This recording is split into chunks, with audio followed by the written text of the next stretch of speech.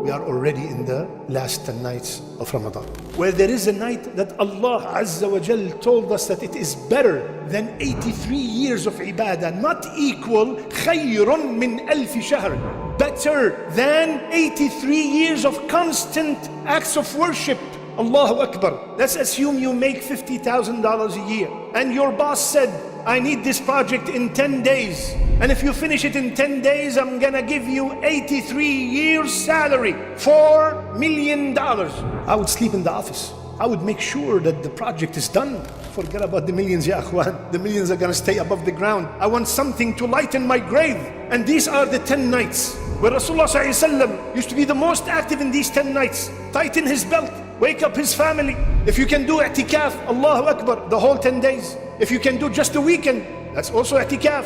What's your plan for these 10 days? It could be very possible that it could be the last time we ever witness these 10 nights. What's the plan? Allah subhanahu wa ta'ala honored this night by sending the most honored angel with the most honored book to the most honored human being, to the best and most honored land, Mecca. Everything is qadr, everything is honored on that night. The angels, there's no spot on earth except the angels are full. From now, these 10 nights, Ya Allah, I'm going to do this and that. I'm going to perform every single night qiyam and tahajjud. I'm gonna maybe finish the whole Quran in reading. I'm gonna give this much. And if you want to give, let's say $1,000 in these 10 nights, make sure you divide it over the 10 nights. You want to give 1,000, make it 100 a night. So you can be from the people who every single night they gave a sadaqah, they gave charity. In these nights, I want you to ask Allah Azza wa Jal the impossible. Tell yourself, the one who gave Zakaria alayhi salam a baby can solve my problems. The one who gave Yaqub his sight back can solve my problems. The one who turned the fire into coolness with Ibrahim alayhi salam can solve my issues. Ask Allah the impossible. Remember that He subhanahu wa ta'ala said, Huwa alayya hayyin. It is very easy for me. Have that in the back of your mind when you're raising your hands in these blessed nights. Do not worry about the how. Get busy by asking. How is from Allah, from the Qadir, from the Azim, from the Hakim, from the one who named himself Al-Mujib, the one who answers the dua. This is the way you have to approach the dua these 10 nights, with solid